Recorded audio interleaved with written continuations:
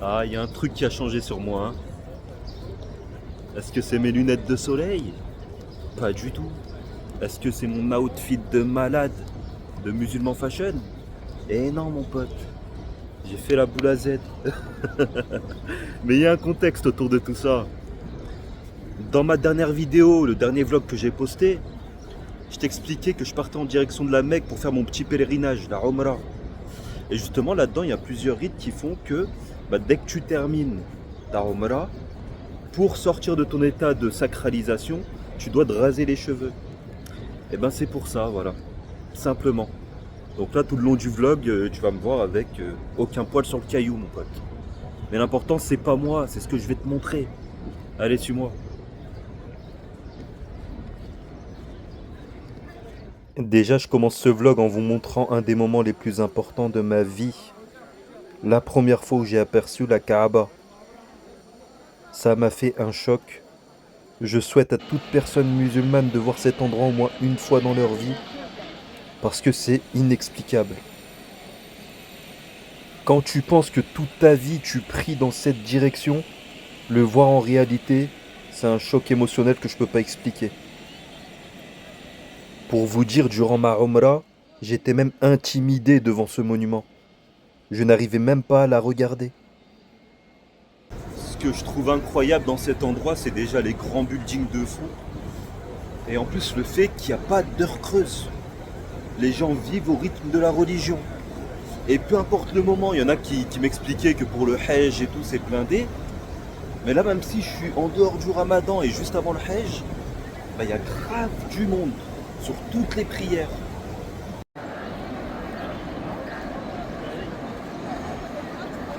Et on est très loin de ce que dépeint la société en France, hein. Ça diabolise les musulmans, etc. Il n'y a aucune incivilité, on se sent en sécurité. Regarde, je suis pas du tout à l'aise pour filmer en général. Et là, tranquille, hein, je suis à l'aise. Mais surtout, c'est la propreté aussi. Toute la journée, il lave le sol. Regarde-moi ça, comment c'est propre. Il y en a même qui mangent par terre.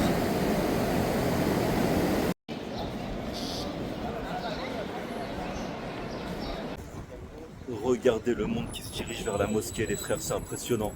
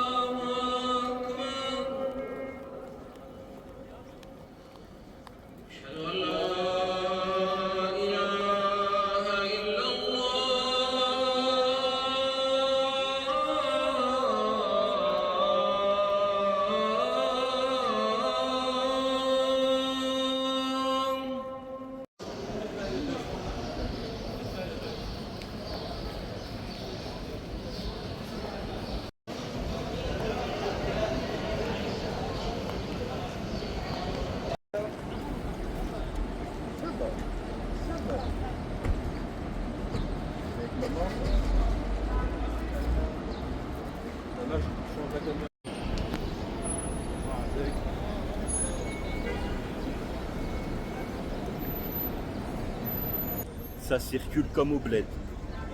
Qu'est-ce qu'ils conduisent mal les Saoudiens, c'est incroyable. Mais ce qui est incroyable avec les taxis ici, c'est qu'ils te forcent à partir avec eux. C'est pas du rabattage, c'est de l'harcèlement, du kidnapping.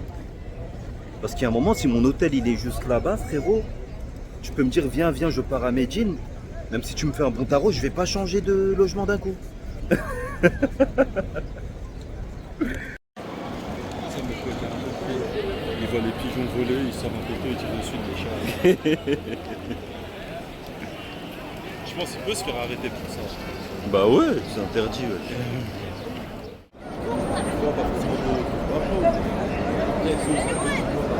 Eh ben écoutez, on est toujours à la recherche d'un bon snack. Je te mens pas, depuis que j'ai atterri en Arabie Saoudite, je mange super mal. Mais t'as dû le voir dans les dernières vidéos. Et là j'espère qu'on va se rattraper parce que j'ai faim.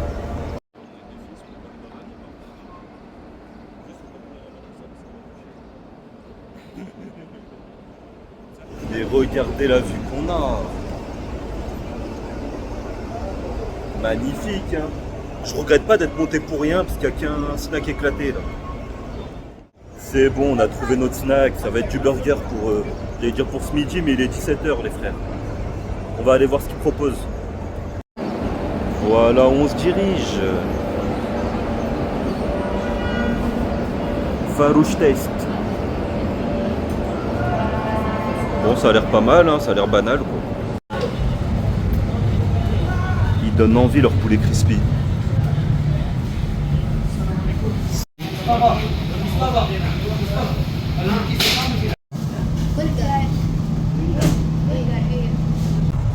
On a trouvé le petit snack sympa, hein. Apparemment il fait le poulet maison si je ne me trompe pas. Ça a l'air bon, hein. Je vais vous montrer ce que j'ai pris. Alors on se calme.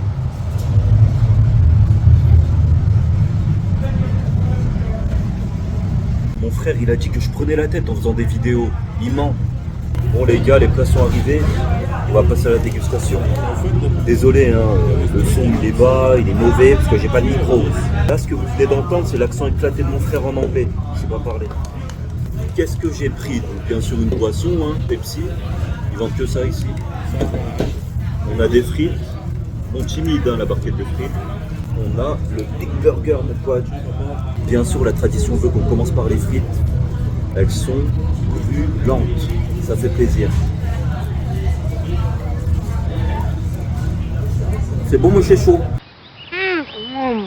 Ça croustille. C'est bon mon chouchou. Au passage, dites-moi, vous êtes quel team vous?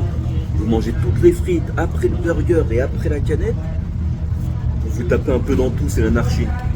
Moi j'aime bien taper dans tout, je mange un peu de frites, quand ça me saoule je tape le burger, après une petite gorgée, ça fait descendre le tout et je reprends à vie. Maintenant, le plat de résistance, le burger, ça va, il a l'air chargé.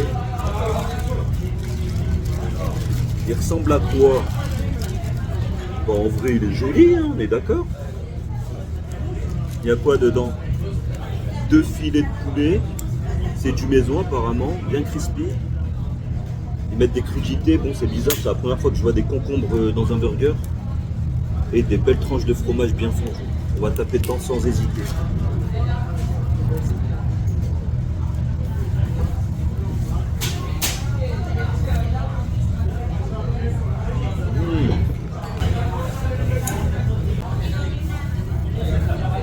Il est super bon.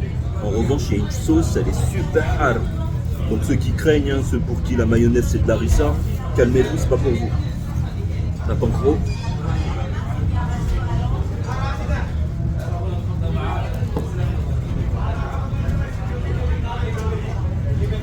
Et je valide. Mais juste les concombres, c'est un peu particulier quand même, mais ça passe. Maintenant, bien sûr, hein, on va goûter ce qu'a pris mon frère. Il a pris des brochettes de poulet. Voilà, ça c'est le plat qu'a pris mon frère. C'est copieux quand même au niveau des frites. Hein. C'était pas prévu la chair la haine là.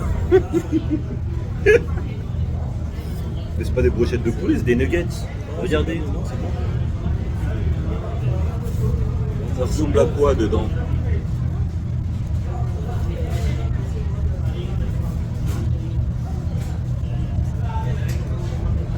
Ouais, il y a de la pâte de poulet. Tu vois, c'est pas du vrai filet comme tu peux le voir. Ça passe, c'est bon. Ce qui me fout, c'est qu'ils mettent que du ketchup. J'aime pas, vous voulez pas comprendre, c'est pas bon. Mon père, il a pris des brochettes de bœuf. Regarde, ça ressemble à quoi? Sous une montagne de galettes, il y a un petit bout de viande, des frères. Ça, c'est ce qu'a pris mon père. Pour ceux qui aiment les cuissons saignantes, c'est de la semaine, hein, je le sens.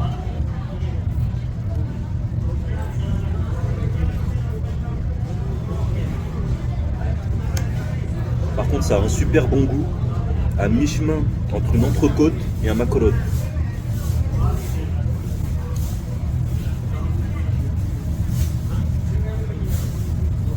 Non, c'est pas mal, hein. Regardez comment elles s'ouvrent ici, les canettes. Voilà.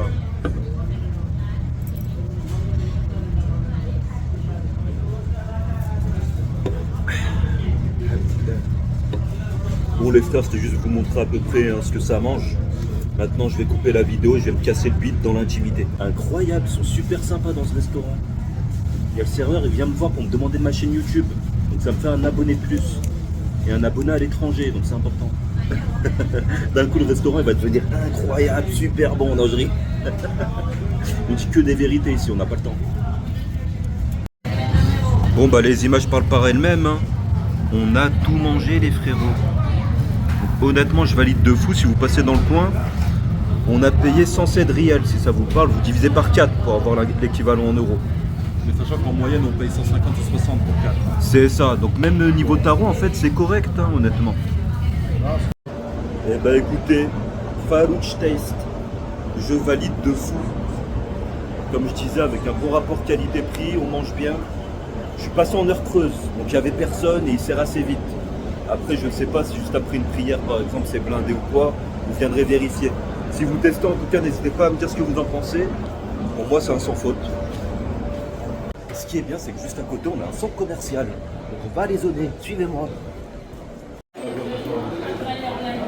On a un magasin de dates. Après, les dates d'Algérie, c'est les meilleures, donc on va pas se servir ici, hein.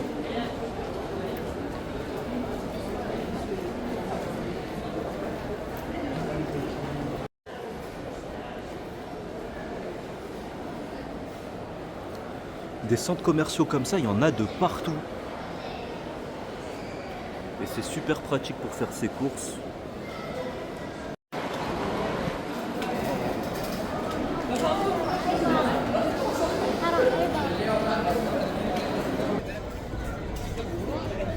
On sort du centre commercial là.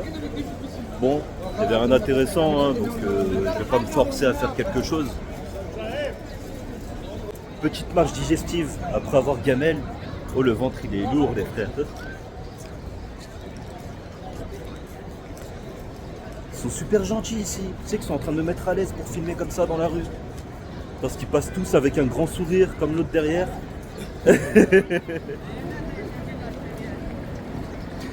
En Algérie, les taxis ils sont jaunes. Là, ils sont vertes. Bon, je vous laisse apprécier le paysage derrière moi. C'est magnifique, on va pas se mentir. Moi, je pourrais contempler tout ça toute la journée, les frères. Bon, moi je suis fatigué, j'ai bien gamelle. On retourne à l'hôtel. Là, on va rejoindre notre hôtel et je me rends compte que je vous ai même pas montré les chambres. Bon, l'hôtel à Mecca, hein, il est éclaté, honnêtement. C'est un Sheraton en plus. Moi, je me disais bien 4 ou 5 étoiles ou quoi. Et il est cher balourd. Alors qu'à côté, t'as des hôtels violents comme ça. Là. On continue de monter en direction de l'hôtel. On va aller se reposer un peu.